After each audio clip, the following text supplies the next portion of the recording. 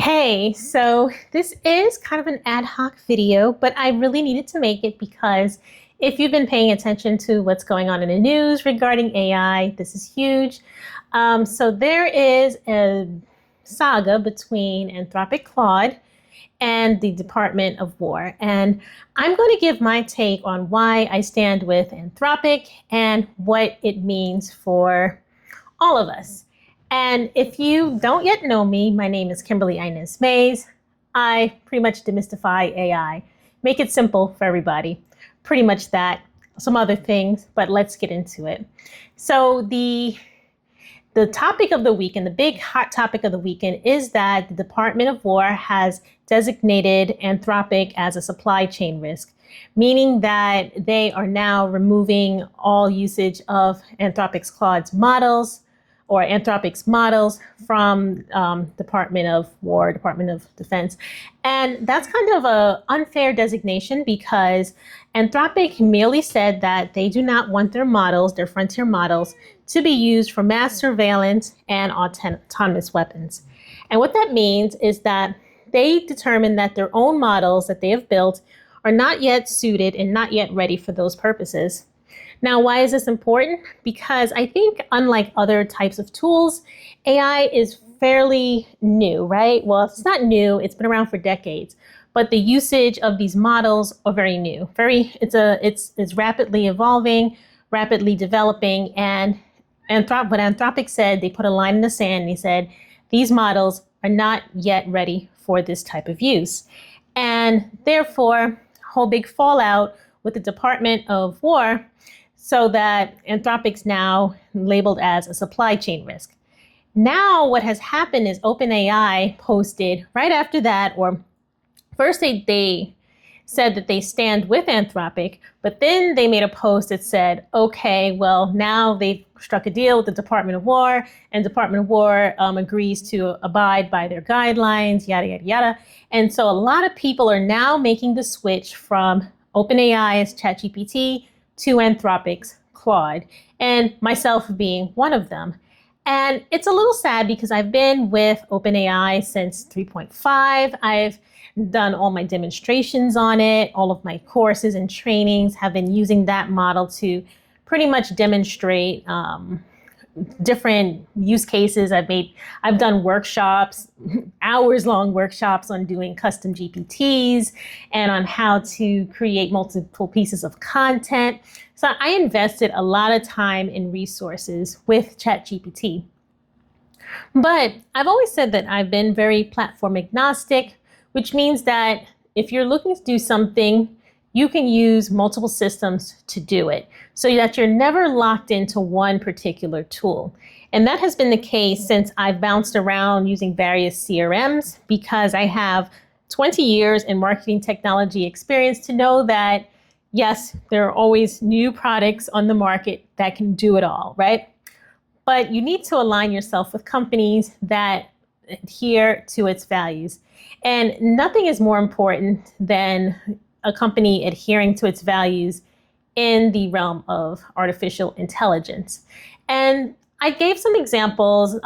Last night, I did a recording into my phone because I wanted to capture my thoughts.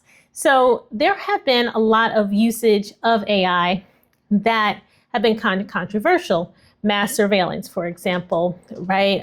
Some of these surveilling tools can't pick up differences in skin color and skin tones, whereas the models have been wrongly trained on people with darker skin, for example. There have been other mistaken identities, other things that it has gotten wrong, right? Hallucination and particularly bias is a very real thing.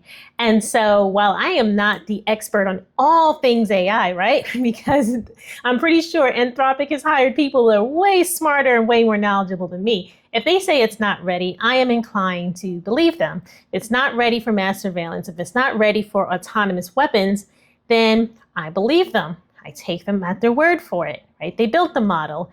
And there's a concept that not a lot of people know, but it's called human in the loop. And you'd probably do this all the time if you use ChatGPT, Gemini, Claude, whatever have you, is that when it produces a piece of work or an output of some sort, you go and check it. You go and check it before you post it. If you're making an email or social media post, you go and check its work, because at the bottom of every little chat window, they say, AI can make mistakes. Please check your work. And that is true no matter which use case that you do, right? You want to make sure that you have tested something thoroughly enough where you can give it a degree of confidence of, all right, do I feel confident that if it makes a mistake, it's not going to be too catastrophic? And what are the parameters by which you feel comfortable letting something run autonomously? But when the stakes are really high like this, I tend to believe that, okay, I trust the people who have built it. Every product has an end user license agreement or licensing or ways to say, hey, don't use my product to do this. So I watched a 60-minute, or it wasn't 60 minutes, it was a CBS interview with the CEO of Anthropic. And I watched the thing in its entirety. And he was like, yeah, we've partnered with the Department of War before. They've done work before with defense systems and things like that. But when it came to one particular topic, I think that is when it all kind of just fell apart. And so it's not that AI can't be used for things that have high stakes, but when you're using it without human oversight, or when people who don't fully understand how the models work use it in ways that maybe the company didn't intend it to be used, or saying that it's unsafe, therein lies the problem. Now, I'm still going to read through OpenAI's response. As of this weekend, March 1st, 2026, there has been an exodus off of OpenAI. People are closing their accounts. They're posting on Twitter or Facebook or whatever that they have canceled their accounts. I'm not saying that I will never be an OpenAI customer again, but I feel like at this time, it was a bad look. It was a bad look to come out with that post, particularly because when we see a company standing by its principles or by its values, and then we see another company seemingly undermine what that first company stands for, that is a bad look. So this actually, I think, worked out in Anthropic's favor from a PR standpoint. Yes, they are. It's not an immediate revocation of their contract with the Department of War. I believe they have like 30 days or something like that. I don't know the parameters of that, but in terms of OpenAI, it's a really bad look. But I'm going to read their response anyway. But part of the response that I did read from OpenAI is they said that they were going to allow the Department of War to use its models legally or for legal purposes or something like that. So I think that that's where definitions get a little bit muddied, because, what is legal versus what is ethical? What is legal versus what is responsible? And who gets to make that determination? And I think that the experts who have trained the models, who know the models itself, aren't trying to dictate how the military should operate.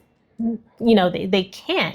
There's so much more, and I'm not in government or anything, but I'm pretty sure that they cannot dictate anything other than saying, hey, please don't use our models to do this. It's not safe, right? So in that regard, or with that regard, a company that stands on its values is a company that is going to get more of my attention.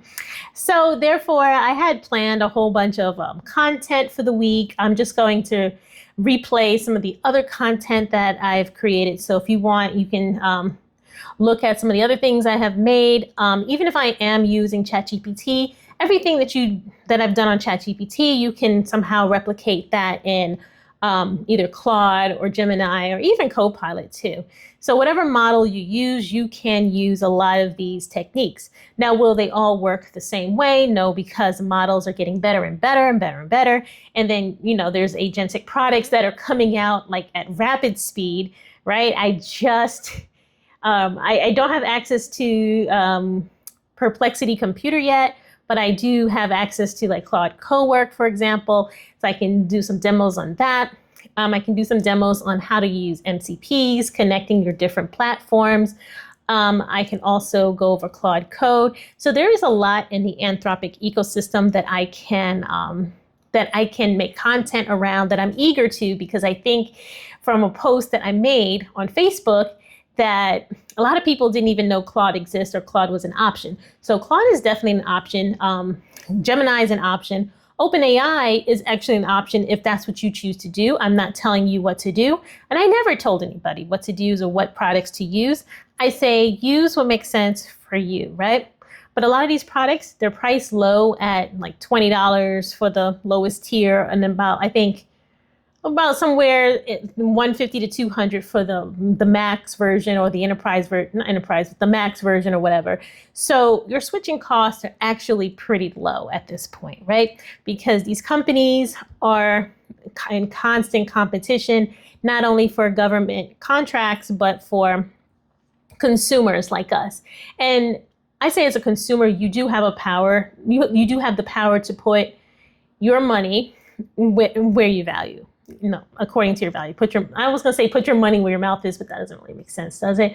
But you get to invest in companies that align with your values, and AI ethics, AI safety definitely aligns with mine. And until otherwise, I can switch and do something entirely different a month from now. So that is it, really. That is really how this whole AI world works. But I just wanted to come and make some content around it because it's timely and I felt like it couldn't wait. So did that, and yeah. All right, that's really all I got to say about that. So definitely check out some of my other content. I show you how to repurpose content from a book. I have other videos on other products, and you feel free to just apply what you've learned to any product that you feel is best suited for you. All right, so now the video's over. I'm signing off. It's been great. Stay well, be well, and I'll see you later. Bye.